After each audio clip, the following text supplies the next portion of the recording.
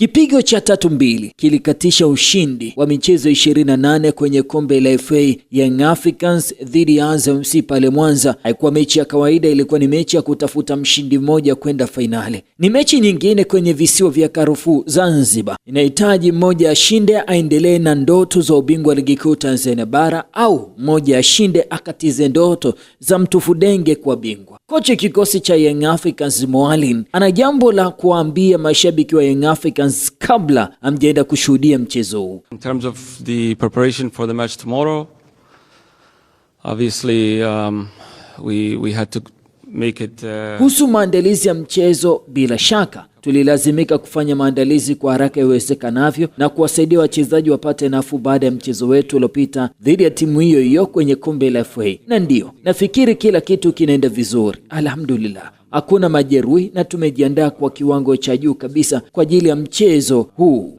Ni mchezo mwingine muhimu sana kama unavyoweza kufikiria. Tunapocheza kila mchezo, kama ulivyosema awali, kila mchezo wetu ni kama fainali, kwa sababu lengo letu ni kushinda ubingwa tena. Hata na hivyo, bila kujali hali ilivyo, tunaweza kutoa visingizio kuhusu wingi wa michezo na ratiba yenye msongamano mkubwa wa mechi tunazopaswa kucheza ndani ya muda mfupi, lakini sitaki kufanya hivyo. Badala yake, napendelea kuangalia namna tunavyoweza kuandaa wachezaji wetu vizuri, na kwa hakika wako tayari kwa ajili ya mchezo huo.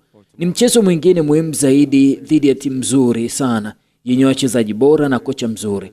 Tumekutana nao siku chache zilizopita, hivyo hilo litatupa taarifa na ufahamu zaidi kuhusu wao. Tunaukaribia mchezo huu kwa kuchukua mambo mazuri tuliyofanya kwenye mchezo uliopita na kurekebisha yale ambayo yanahitaji kuboreshwa. Tuna hamu kubwa sana na mchezo huu, hatuwezi kusubiri.